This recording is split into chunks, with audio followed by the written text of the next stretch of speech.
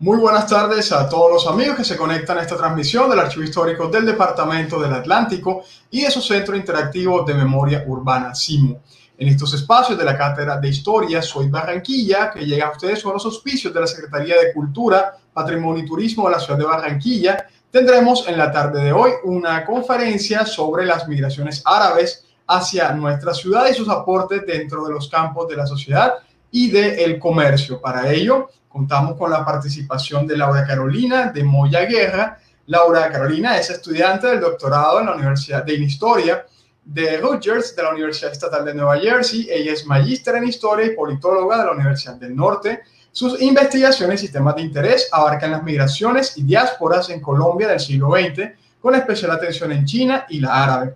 Así, su trabajo incluye temas como políticas migratorias, xenofobia, exclusión, identidad y representaciones, espacios de sociabilización y el proceso de integración de los inmigrantes. Ha sido profesora catedrática, asistente de investigación, conferencista y panelista en diferentes espacios. Entonces, Laura, muy buenas tardes y gracias por aceptar esta invitación del Centro Interactivo de Memoria Urbana del Archivo Histórico del Departamento del Atlántico.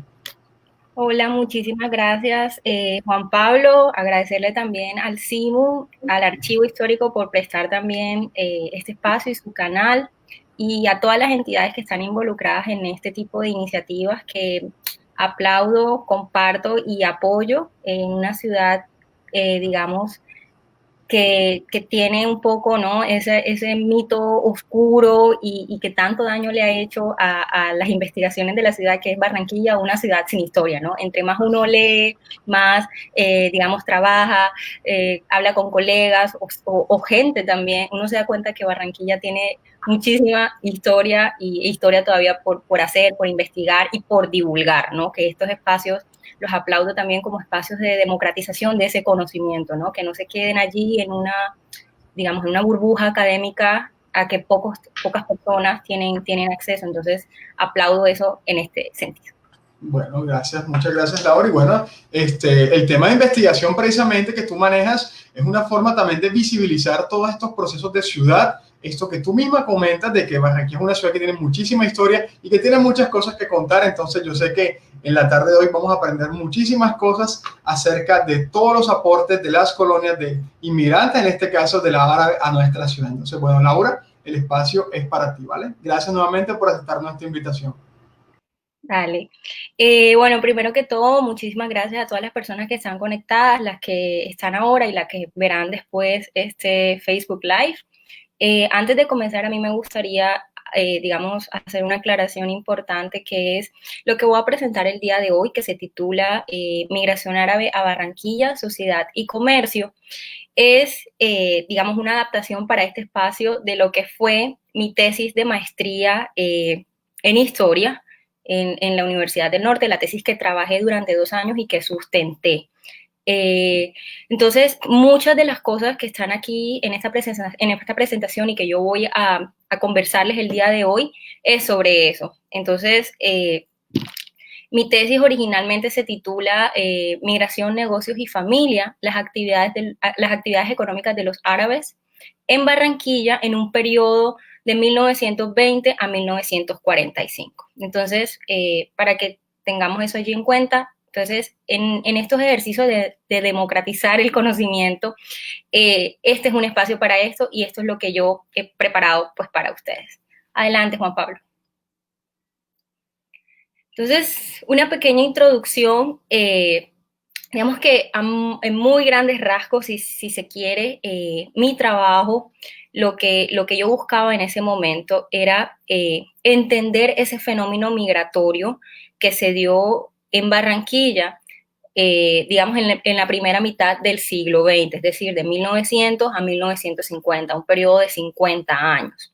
Yo quería entenderlo porque a finales o en las últimas décadas del siglo XIX, 1870, 1880, Barranquilla viene en un ascenso económico, comercial, digamos, derivado de todas estas actividades portuarias, del muelle de puerto y del ferrocarril de Sabanilla, que crearon un ambiente yo no diría propicio, pero sí un ambiente un poco, digamos, atractivo, no solo para migrantes árabes, sino para, digamos, que flujos migratorios europeos, asiáticos, árabes y de otras partes del mundo, esos contingentes migratorios llegaran a Barranquilla.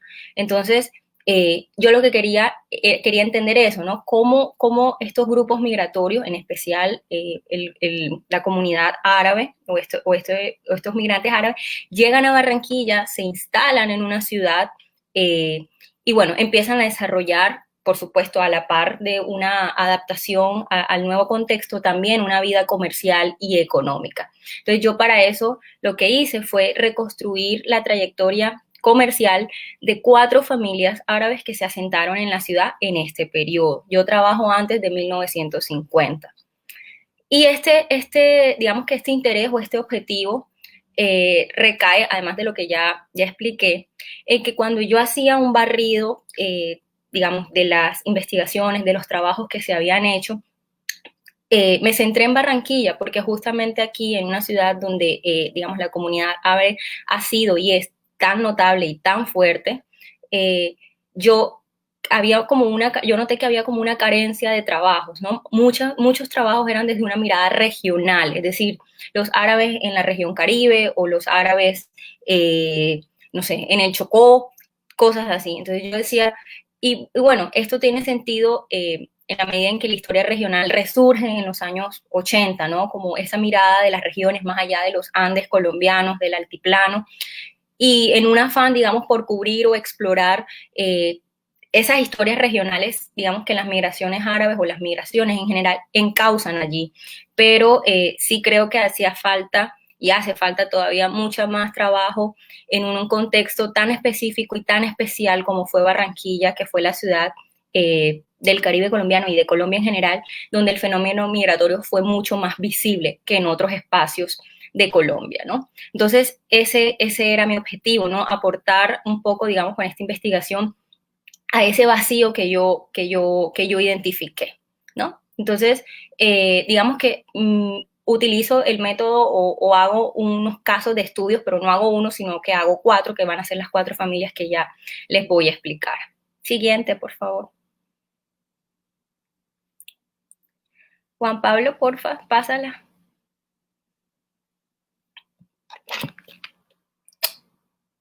Eh,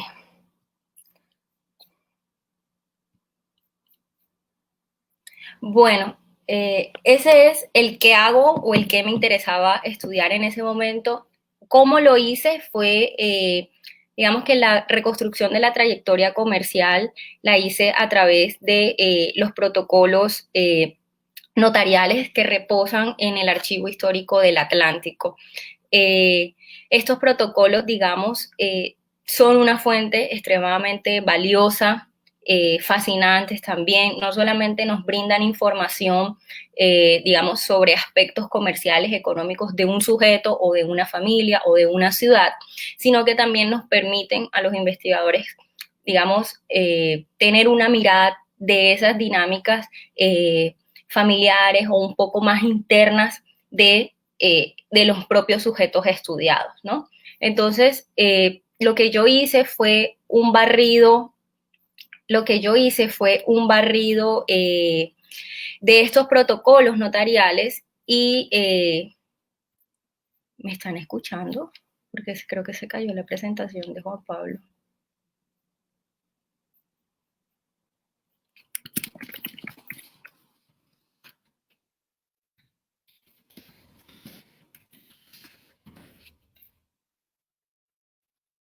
En un momento porque no veo las diapositivas y creo que ustedes tampoco las ven. Ups.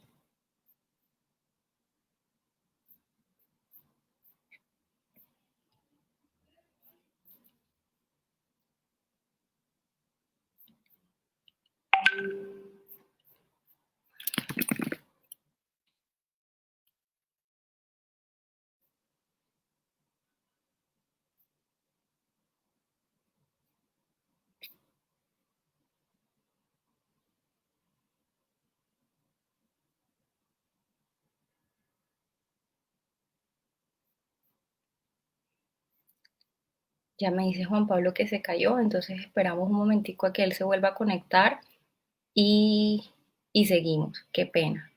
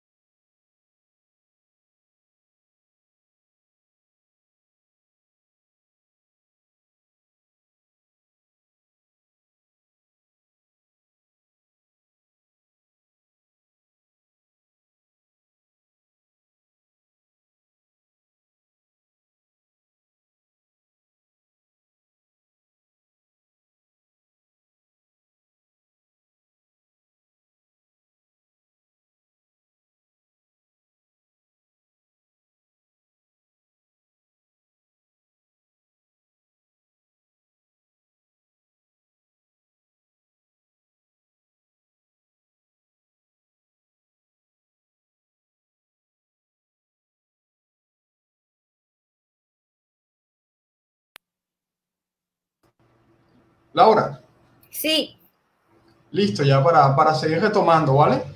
sí, sí, listo. Creo que estaba compartiendo pantalla. Eso, por ahí vamos. Listo. Entonces, lo que estaba diciendo era que yo quería rastrear la trayectoria comercial y económica de cuatro familias árabes que llegaron a la ciudad, ¿no? Y bueno, ¿cómo hice esto? Fue a través de los protocolos notariales, que son un tipo de fuente que utilizamos los historiadores y otro tipo de investigadores también, que nos dan la posibilidad de explorar lo, las actividades o digamos el comercio y las actividades económicas en general, compra, venta, hipotecas, préstamos, etcétera, de un sujeto, ya sea de una comunidad, de un grupo empresarial o incluso los movimientos generales del comercio en una ciudad. Pero además este tipo digamos, de fuentes o de protocolos nos permiten también echar una mirada a aspectos un poco más digamos, menos empresariales, si se quiere, un poco más íntimos, como la conformación de la familia a través de, por ejemplo, los testamentos que reposan en las notarías o en el archivo histórico del Atlántico. Entonces lo que yo hice fue un barrido, básicamente, desde 1920 hasta 1945, rastreando todos los apellidos árabes que aparecían en ese, digamos, en ese periodo, y los que más se repetían, un criterio cuantitativo si se quiere, los que más se repetían, luego entonces eran de los que más había información, y esos fueron los que yo al final elegí y trabajé. Siguiente. Eso. Entonces, una de las primeras familias, yo elegí 4 familias, la familia Mubdi, la familia Trat, la familia Tarut y la familia Sabak.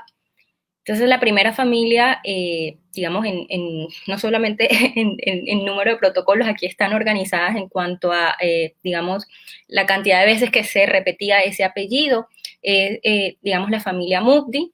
La foto que ustedes ven allí es, digamos, el patriarca de esta familia, por decirlo de alguna manera, o la cara de la familia, que fue Elias Mubdi. Entonces, yo aquí he organizado como algunos datos que pude recoger, biográficos muy básicos. Nace en 1884 y muere en 1958. Es de origen palestino. Los documentos apuntan que su llegada es a finales del siglo XIX, casi ya, 1899, y si bien entra por Barranquilla, digamos, entra por el muelle de Puerto Colombia y se topa, con Barranquilla, perdón, se asienta en Salamina y El Piñón, ¿no? Salamina está ahora muy sonado en las noticias por todos los problemas que ha tenido de erosión últimamente, pero o sea, lo que quiero hacer énfasis es que se adentra al litoral caribe, no se queda en la gran, digamos, metrópolis o ciudad que era Barranquilla en ese entonces, sino que se adentra. ¿Y se adentra por qué? Porque había un hermano suyo allí que se llamaba Salomón Mugdi, y las migraciones, no solamente las árabes, sino en general las migraciones se mueven mucho a través de las redes familiares. Yo migro o yo me traslado, me muevo, me mudo, donde están mi familia, mis allegados y en últimas mis paisanos, ¿no? Entonces, esto es algo muy frecuente que se da a lo largo de toda esta migración. En 1910, como dice su testamento, viajó a Palestina para casarse con Catalina, otra palestina, y juntos regresan y forman familia aquí en Colombia. Bueno, ahí está su descendencia, que no voy a leer los nombres, y las actividades económicas en las que yo lo encontré fueron los bienes raíces, el préstamo de dinero y, digamos, el comercio. En el caso de Mufdi era muy, aunque inició en las actividades comerciales, es decir, la compra y venta de mercancías, productos, importaba y exportaba, ya para la época en la que yo lo estudio, ya este rubro no va a ser tan importante en sus activos. Entonces, eso lo vamos a ver más adelante. Siguiente, por favor. Eso.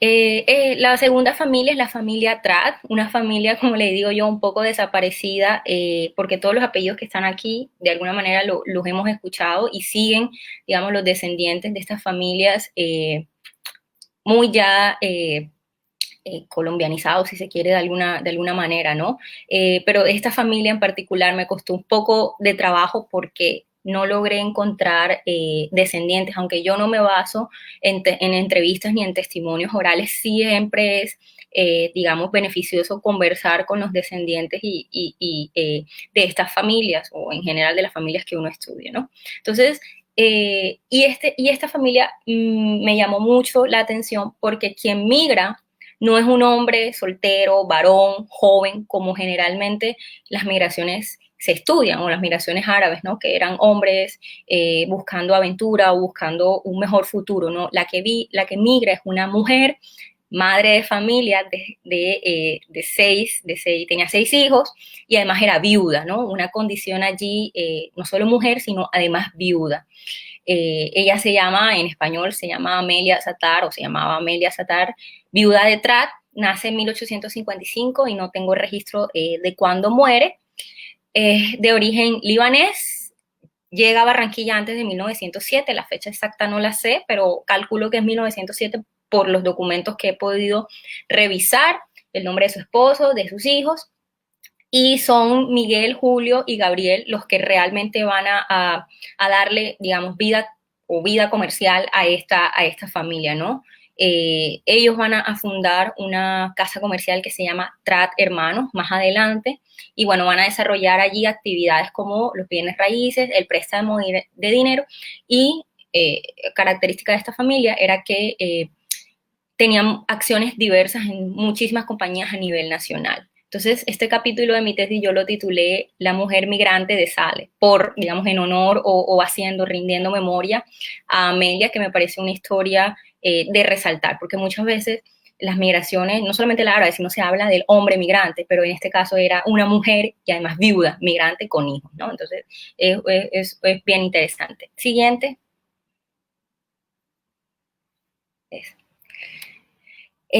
Bueno, de la familia Tarut les debo foto porque no encontré, pero eran dos hermanos de origen de Belén, Palestina. En mi estudio son dos familias palestinas, una siria y una libanesa.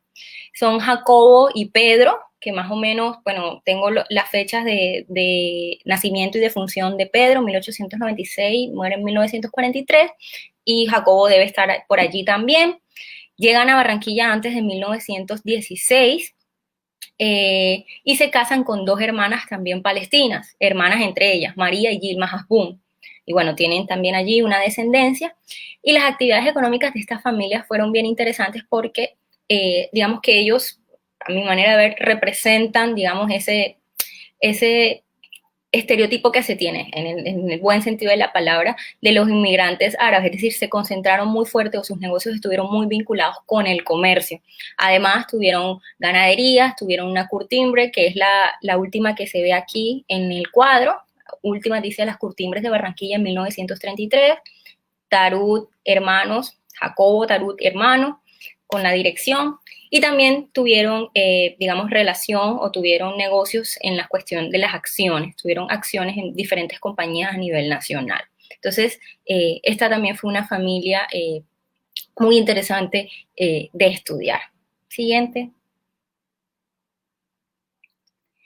Y bueno, la familia Sabac también me pareció muy interesante por su historia.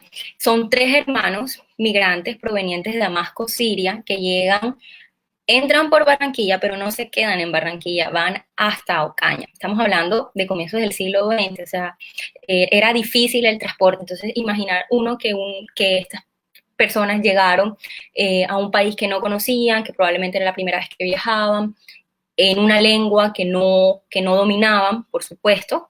Después adquieren conocimientos en español, pero en ese momento no sabían y se dirigían, digamos, a un lugar remoto en ese momento que era Ocaña, ¿no? Donde solamente se podía acceder a través del río Magdalena, ¿no? Entonces, digamos que pensar en esa no es simplemente llegaron y se asentaron, ¿no? Sino todo un proceso, ese fenómeno migratorio bien interesante de estudiar, ¿no? Entonces, los hermanos son Salomón, Asa y Abdala. Tienen actividades comerciales, propiedades rurales también, estaban bastante conectados con los negocios. Por ejemplo, tenían fincas productoras de diferentes tipos de cultivos que ellos mismos exportaban. Y también, pues como tenían propiedades rurales, también se dedicaban un poco al negocio del aserradero, es decir, del corte de madera y de la ganadería.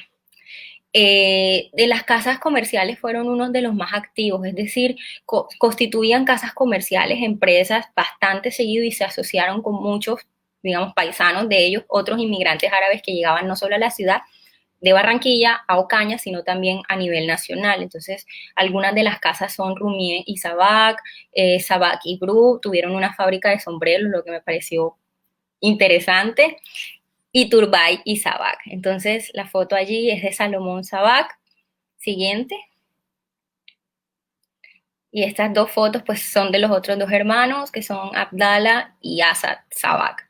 Este capítulo de mi tesis también lo titulé de una manera muy interesante, que se llama Los sirios devotos de la Virgen de Torcoroma, porque revisando documentación, me di cuenta que la Virgen de Torcoroma es, digamos, la patrona, no sé si se dice así, la patrona de Ocaña, ¿no? Entonces, a mí me causó curiosidad que en la iglesia de Torcoroma, de aquí del 84,51B, están, digamos, hay unos nichos que les pertenecen a ellos. Entonces, hablando con los descendientes de la familia, entrevistándolo, ellos eran muy devotos de esta Virgen y, digamos, contribuyeron, hicieron donaciones para crear la iglesia que está hoy ahí, la iglesia de la Torcoroma, que todos conocemos, ¿no? Entonces, esa idea también, desmitificar un poco esa idea del inmigrante árabe como digamos, como el otro, como incomprendido, no, el cristianismo o el, digamos, el catolicismo o el cristianismo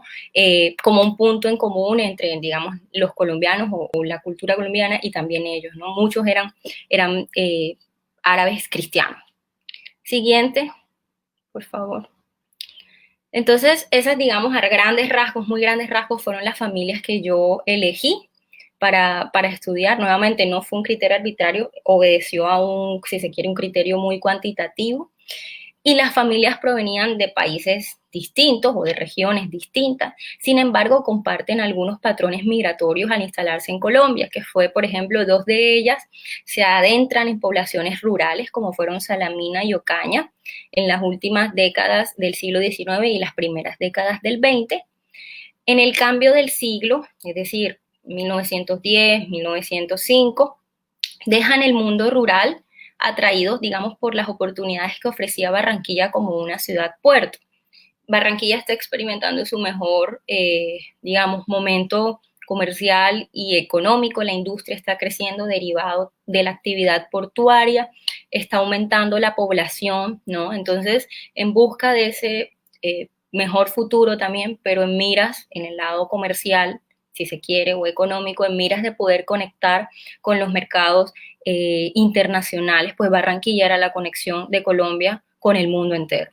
Entonces, digamos que ellos se trasladan, algunos familiares quedan en el mundo, como les he llamado yo, el mundo rural, pero digamos que los patriarcas o los que llevaban las riendas en los negocios se trasladan a Barranquilla, ¿no? Y a partir de allí empiezan a operar desde la ciudad. Entonces, esto también va a marcar digamos, una diferencia importante porque sus hijos ya nacen aquí, su descendencia está hecha aquí, entonces cambia un poco allí y la historia también para, digamos, familiarmente hablando. Y en un principio desarrollan en Barranquilla digamos, como yo lo llamo, el tradicional o el clásico negocio de mercancías, que son importación de mercancías extranjeras, sobre todo lo que tiene que ver con telas, textiles, pero también me sorprendió ver electrodomésticos, llantas de carro, hay muchas cosas que ya vamos a mirar que importaban, digamos, y exportaban pues productos de la tierra, cultivos, aceite, muchas cosas que se generaban o digamos se producían en suelo colombiano y ellos las exportaban. Entonces Barranquilla funcionaba como un enclave, no solo para ingresar mercancías, sino también para exportarla, ¿no? Y ya a partir de 1920 todas las familias están radicadas, de mi estudio, vuelvo y digo, están radicadas aquí en Barranquilla. Siguiente. Entonces, las casas comerciales. ¿Qué eran las casas comerciales? Bueno, las casas comerciales eran lo que hoy conocemos como un negocio, un establecimiento, un, un local comercial, digamos. La actividad comercial estuvo presente en las cuatro familias. Estas constituyeron, digamos, o tuvieron por objeto la importación de mercaderías extranjeras, lo que estaba diciendo ahorita, y la exportación de frutos del país.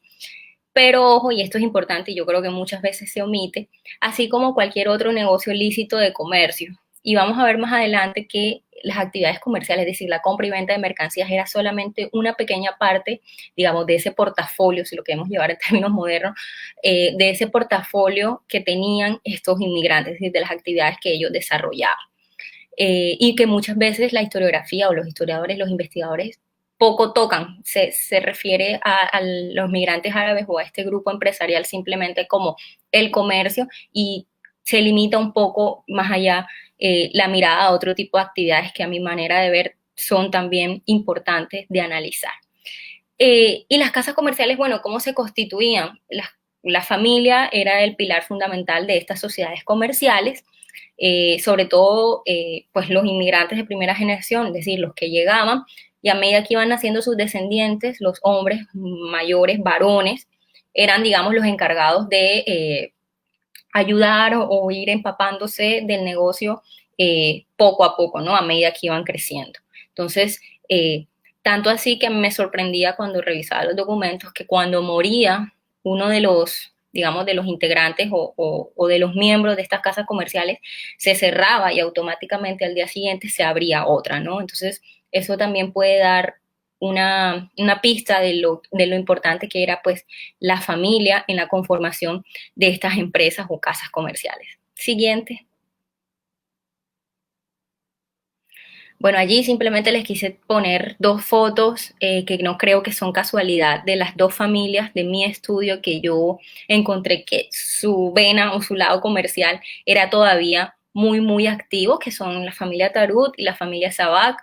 Eh, este anuncio de la familia Tarut es de 1928 y el de los Sabac, no sé el año, pero hay un libro muy interesante que es el que yo cito allí sobre los árabes en Ocaña, que también vale la pena, pues si hay algún interesado, digamos, en leerlo y, y ojearlo también. Entonces, digamos que estas familias pautan, uno puede abrir la prensa de ese momento y revisa y ve cómo pautan no solamente los árabes, sino en general, digamos, la publicidad también es otra forma de estudiar estos fenómenos migratorios en Barranquilla, porque uno se encuentra casas alemanas, francesas, inglesas, árabes, incluso chinas también. Entonces, es allí interesante este nuevo enfoque metodológico que se puede implementar. Siguiente. Entonces, las casas comerciales surtieron sus almacenes, es decir, vendían, háganse de cuenta que estaban en un, digamos, en un local hoy en día en el centro de la ciudad, porque allí era donde se ubicaban, y vendían de todo, desde juguetes para niños, telas, camisas, botones, franelas, relojes, congeladores, entre otros.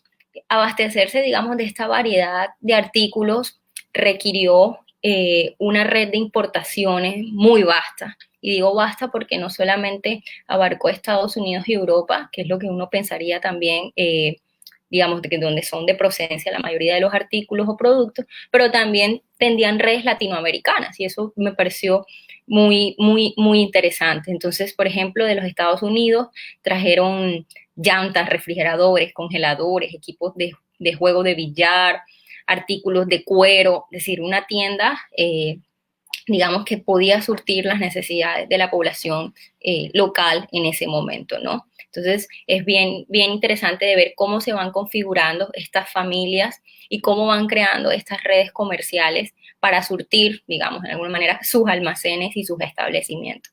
Siguiente.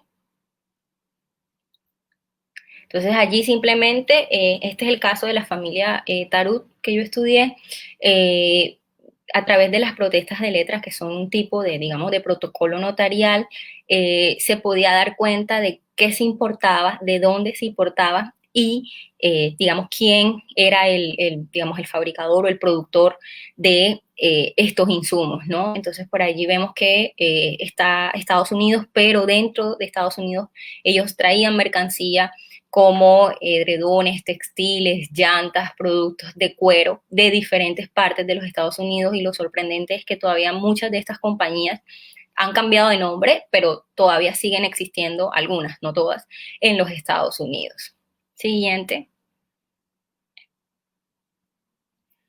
Aquí hay otras, por ejemplo, seguimos con Estados Unidos, había algunas que no pude o no sé, o no decían de dónde exactamente, de qué parte de los Estados Unidos se importaban, es decir, de qué ciudad. También comerciaban con Manchester, con Alemania, con España, con Argentina. Y eso también ayuda a mirar un poco digo, bueno, nuevamente esa, digamos, esa parte crucial de la ciudad de Barranquilla que es ese comercio con el mundo exterior, ¿no? Barranquilla va creciendo numéricamente, la ciudad se va expandiendo física y geográficamente también, con el nacimiento de nuevos barrios, etcétera. Y todo eso es por esto que está aquí, porque, digamos, la actividad comercial de importación y exportación va en aumento, ¿no? Entonces, fíjense que simplemente una familia comerciaba o lograba atender redes comerciales con buena parte, por supuesto no del mundo entero, pero sí diferentes puntos del mapa. Entonces, si se lleva este ejercicio a nivel de ciudad, sería muy interesante. Podríamos hablar de los hábitos de consumo, de la población local, etcétera. Una serie de cosas que no vienen en esta charla, pero sí creo que es importante. Y esta es simplemente una sola familia. Siguiente. Entonces, aquí viene uno de los puntos que yo más defiendo y que más me gustó también trabajar en mi tesis, y es que generalmente en la historiografía, los historiadores que han trabajado la migración árabe o la comunidad árabe se centran casi que exclusivamente en las actividades comerciales, ¿no? Como se compra y se vende mercancías. Y cuando yo empecé a estudiar, yo decía, bueno, pero ¿qué más hace? Porque no puede ser que todos se dediquen a lo mismo, ¿no? Además. Entonces, a través de organizando los protocolos y a través de estas fuentes que son, vuelvo y digo, muy valiosas, y si hay algún historiador por aquí, lo invito a utilizarlo porque además reposan en el archivo, están en muy buen estado, son muy útiles. Entonces me di cuenta que entre 1920 y 1945, que es el periodo que yo trabajo o que trabajé, la tan llamada tradicional venta de compra y venta de mercancías no era tan importante para ellos, para, digamos, para estas familias a nivel de negocio. Es decir, si uno revisa sus activos, que es, digamos, la torta que está aquí un poco, este es el caso de Elías Mufdi, que va a constituir una sociedad, entonces tiene que hacer un inventario de sus bienes para 1938. Entonces él empieza a listar todos los bienes que tiene, y de ahí yo pude recrear esta torta. Y fíjense que los bienes inmuebles alcanzan casi el 65% de todos sus activos. El segundo más importante es el crédito, el negocio del crédito, que ya lo vamos a ver también, alcanza casi un 22%, ¿no? Y bueno, hay otras cosas allí como bienes muebles, bonos del gobierno, y las mercancías ocupan si escasamente el 10%. Entonces, de hecho, de él no pude encontrar tampoco como la dirección, de los otros sí, la dirección de la casa comercial, en fin, una serie de cosas que me hacían pensar, los negocios están encaminados a otro tipo de actividades y no exclusivamente, y para en este caso, no necesariamente a lo comercial, ¿no? Siguiente. Igual que acá. Estas son otras dos familias, la Trat y los Sarud. Entonces, más que el comercio o más que el comercio de mercancías fue lo que yo lo titulé. Ahora aquí no alcanzo a ver del todo. Ya voy. Entonces, fíjense que en los hermanos Trat, que es el gráfico, bueno, ahí está, en los hermanos Trat, tienen acciones, tienen bienes inmuebles, tienen crédito. Son esas tres, digamos, rubros o actividades que son más importantes, y las mercancías son una línea muy chiquitica entre acciones y bienes inmuebles. Es decir, ellos estaban ubicados en otro tipo de negocio, y estamos hablando muy temprano del siglo XX. Esto es 1924, ¿no? Entonces, igual se repite el caso de los hermanos Tarut, que bueno, ellos tenían una tienda, entonces la mercancía para ellos sí era un poco más importante, pero se sigue repitiendo el negocio del cuero que está en naranja.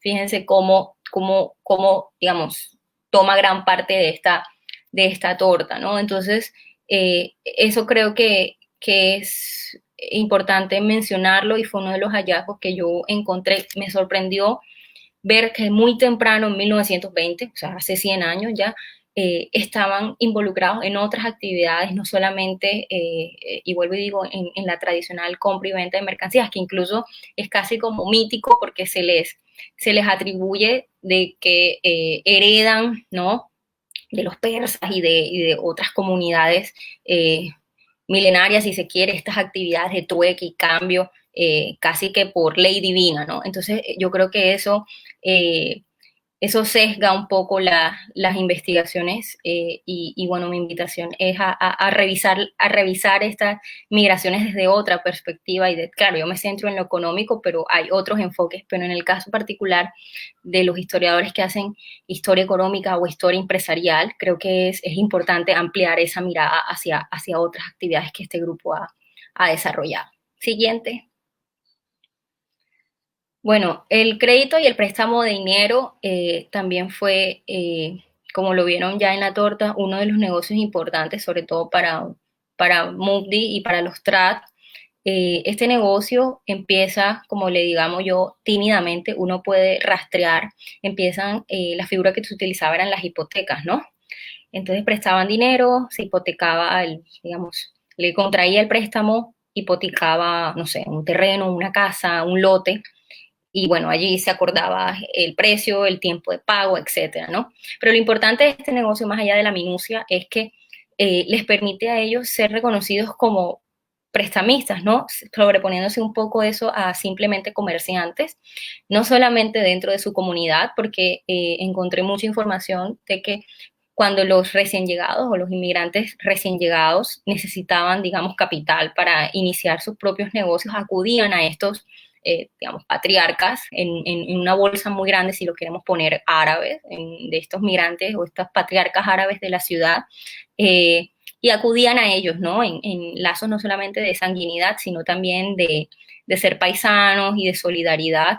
Eh, Ellos les prestaban dinero y esto se fue como, digo yo que se fue, en palabras muy castizas, se fue regando la ola, no solamente después se le prestaban entre los árabes, sino también le prestaban a personas, a barranquilleros o incluso a otras personas establecidas en otras partes del país y luego incluso alcanzaron a prestar, fueron préstamos los que se hicieron digamos, con los gobiernos locales, sobre todo Puerto Colombia y Barranquilla, tuvieron empréstitos, digamos, ¿no? No a nivel de los que gestionaron, no sé, Parrish y esta gente, pero sí hubo transacciones a nombre personal de ellos con las autoridades locales de aquí. Entonces creo que eso también es importante. Siguiente. Entonces, fíjense, estas gráficas, aunque parecen así, a mí me gustan porque ayudan a ubicar y un poco lo que quiero decir, ¿no? Eh, al comienzo, digamos, esta es la del pico pronunciado, es la de Mufdi. Empieza en 1920 unas cuantas, digamos, créditos o préstamos, empiezan muy tímidamente y fíjense que es en 1930 estalla, bueno, en 1929 estalla la crisis mundial que se dispara este negocio, ¿no? Y este fenómeno se repite con la gráfica de al lado, que es un poco más moderada, digamos, que es la de los TRAT, pero también hay un incremento importante en este periodo de precrisis, digamos, o de 1929. Entonces creo que eso también allí hay trabajos importantes que rastrean o que estudian el comportamiento del crédito en Barranquilla y creo que no deberían ser estos individuos, estos sujetos, digamos, omitidos de estos trabajos porque son importantes. Siguiente. Bueno, eso, las casas comerciales, digamos, los negocios más allá de las mercancías y los circuitos comerciales. Esto fue también un hallazgo interesante que yo hice, hallazgo para mí, porque yo no lo conocía, que fue que los circuitos comerciales tomaron vida alrededor del río Magdalena, ¿no? Yo creo que sería un trabajo muy hermoso hacer como algo así como la comunidad árabe y el Río Grande de la Magdalena, porque creo que no había población a comienzos del siglo XX donde el río Magdalena pasara y no hubiese una casa comercial árabe. Desde Honda, digamos, hasta Barranquilla en la desembocadura, uno puede ir encontrando a través de todas estas poblaciones ribereñas que estos inmigrantes de primera generación con estas dificultades, digamos, no solamente del idioma, sino de trasladarse a estas poblaciones lejanas, se lograban asentar allí, ¿no? Entonces creo que es un trabajo muy bonito que está por hacer. Entonces, el río Magdalena, pues eso ya está estudiado, de la importancia que tuvo como como vía de comunicación, como arteria fluvial de Colombia, ¿no? Era la mayor vía de comunicación no solamente de mercancías, sino también de personas. A través del Magdalena se movían las personas, se movía el país, ¿no? Entonces, haciendo uso de este transporte fluvial, los inmigrantes constituyeron circuitos comerciales que abarcaron poblaciones de la región Caribe, pero también del interior del país y en el oriente, ¿no? Ahora les voy a mostrar unos mapas. Estos circuitos comerciales estaban compuestos por la mercancía que vendían, es decir, muchas veces la mercancía que vimos allí, que viene, por ejemplo, de los Estados Unidos, de Inglaterra, de Alemania, llegaba por el puerto de Barranquilla, se descargaba, parte de la mercancía se quedaba aquí en la ciudad y otra era embarcada y iba viajando por el río y se iban despachando, ¿no? Entonces llegaban a puertos como La Dorada, Honda, Monpós, Aguachica, etcétera.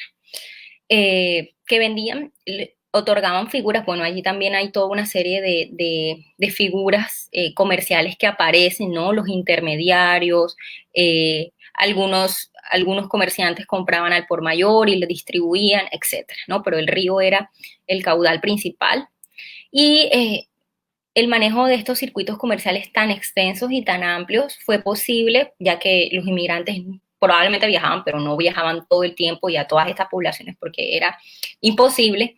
Ellos designaban lo que yo he llamado hombres de confianza, que eran estos individuos, muchas veces árabes, pero otras veces no, podían ser abogados, generalmente eran abogados, contadores, que, digamos, se volvían su mano derecha en el terreno, ¿no? En las poblaciones donde ellos no podían llegar, alejadas de Barranquilla, ellos los apoderaban para que llevaran a cabo sus negocios, ¿no? Entonces se va configurando no solamente un circuito comercial geográfico, sino también unas redes de confianza que también marca, digamos, ese punto de integración entre ambas sociedades, digamos, la árabe y la sociedad colombiana. Siguiente.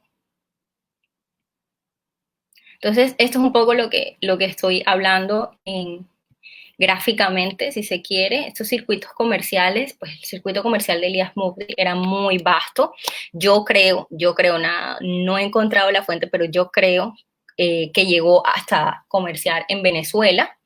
Habría que revisar los archivos de allá, pero si llega hasta Cúcuta, que es el punto más occidental, está a un paso de llegar a Venezuela. También llega hasta Riohacha, Bogotá, Manizales. Entonces aquí están agrupadas como por, digamos, por región si se quiere. Y del otro lado, un poco, digamos, menos marcado el mapa, pero bien importante, es el circuito comercial de los Sabac. Y yo marco estos 3 puntos, Barranquilla, Gamarra y Ocaña, que forman como un triángulo comercial, porque los Sabac adquieren una hacienda que se llama Hacienda Damasco en Gamarra y a partir de allí logran involucrarse en la ganadería, en la cosecha, en el cultivo, en los aserraderos. Y entonces se forma como un circuito comercial, algunas mercancías salían de Ocaña, Gamarra tenía, digamos, la hacienda colindaba como tal con el Magdalena y pues de allí subían las mercancías o al revés, bajaban de Barranquilla. Entonces, creo que estos circuitos comerciales son importantes y creo que es poco estudiado. Siempre se estudia el río y bueno, ahora que se está estudiando el río y cómo el río mueve no solamente ideas, personas, comercios, también mueve poblaciones, en este caso extranjeras. Así que vuelvo y digo que sería un trabajo muy interesante y muy bonito estudiar el río a través, el río como un enfoque o como una mirada para estudiar estos movimientos migratorios árabes en este caso, ¿no? Siguiente. Bueno, redes familiares y la tierra natal. Esto también fue algo muy interesante de trabajar en mi tesis.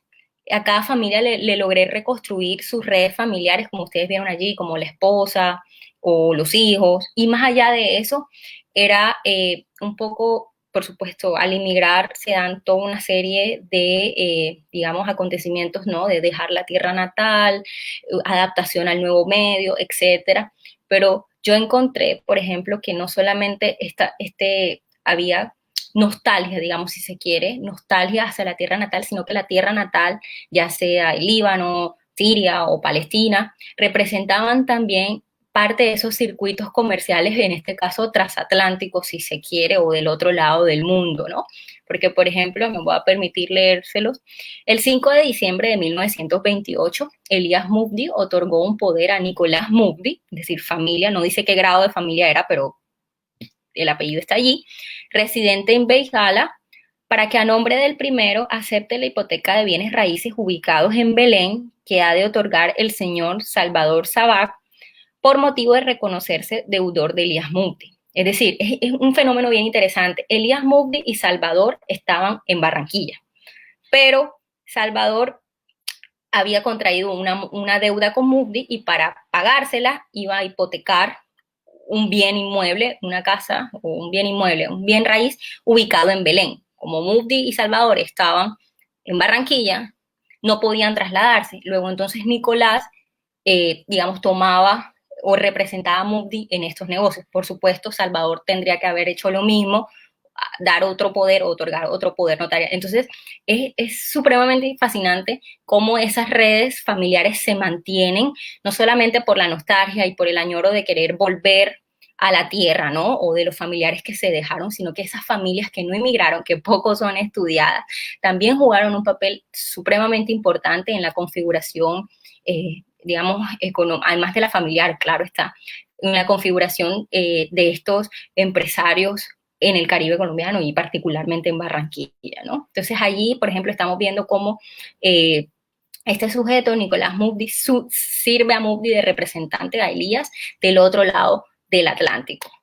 Y por el otro lado, por ejemplo, el 14 de noviembre de 1933, Jacobo y Pedro Tarud, también de Palestina, otorgaron un poder a Juan Suadi, vecino de Belén, es decir, vecino se decía que radica o vive en Belén, para que en nombre de estos cobre la herencia correspondiente por juicio de sucesión del señor Isa Jacobo Tarud.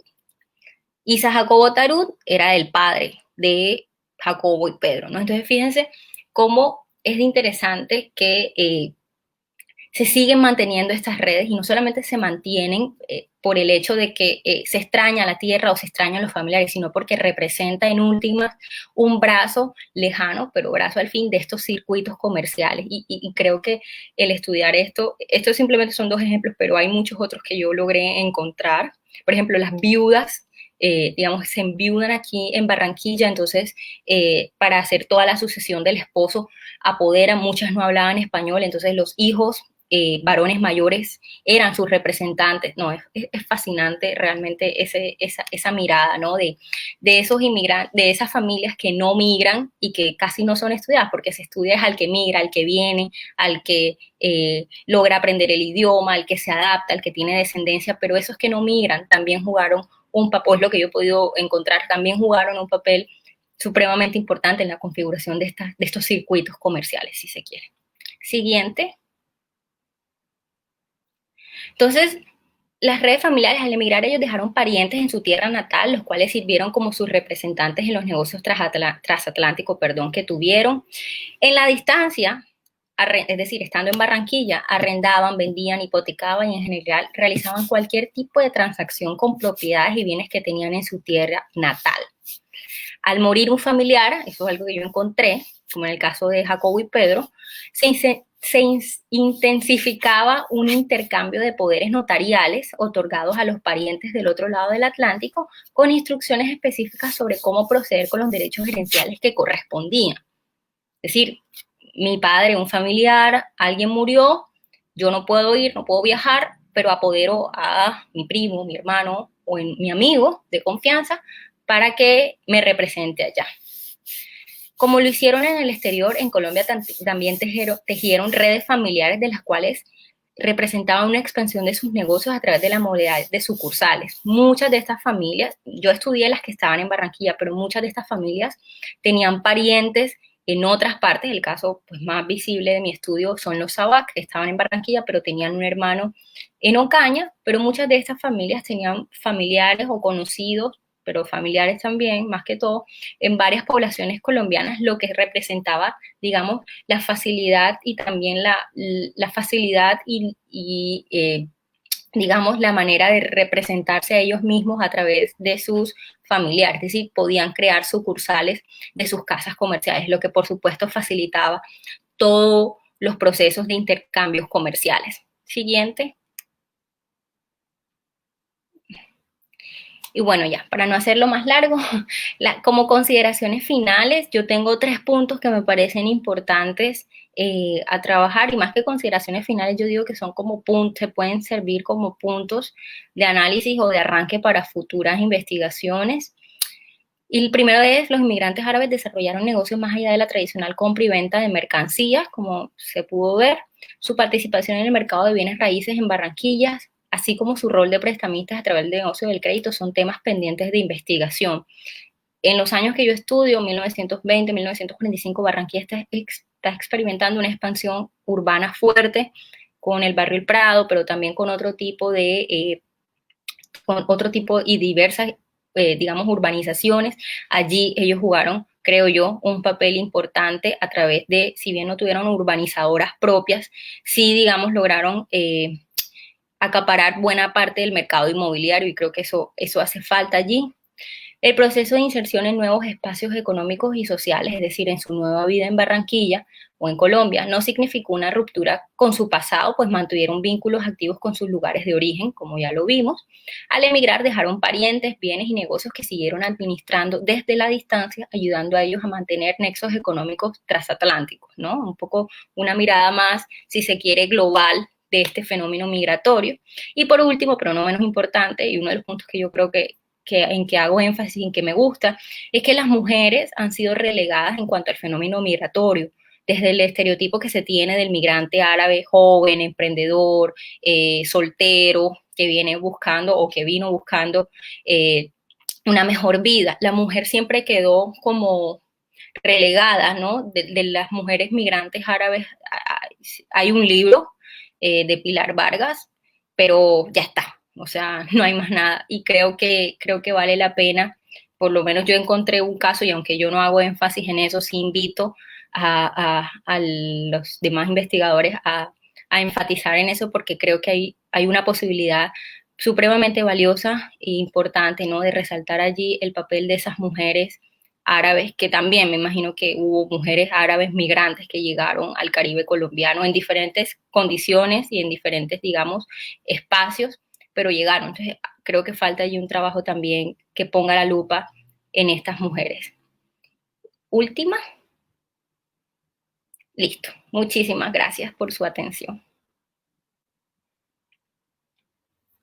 Muchas gracias a ti, Laura, por habernos compartido pues tus conocimientos, esta importante investigación que desarrollaste pues desde el cumplimiento de tu maestría, ¿cierto?, en la Universidad del Norte. Entonces, de verdad que agradecerte nuevamente el haber aceptado esta invitación del Centro Interactivo de Memoria Urbana y del Archivo Histórico del Departamento del Atlántico, Laura. No, muchísimas gracias a ti, Juan Pablo, y vuelvo y enfatizo, me gustan estos espacios porque son espacios necesarios en una ciudad que la azota un mito tan oscuro y que no me canso de repetir y de refutar, de que Barranquilla no tiene historia. La historia de Barranquilla es muy amplia, muy fascinante, y se puede abordar. Yo lo hago desde las migraciones, pero la invitación está desde muchas disciplinas o desde muchos temas. Todavía falta mucho por estudiar, y creo que estos espacios ayudan también a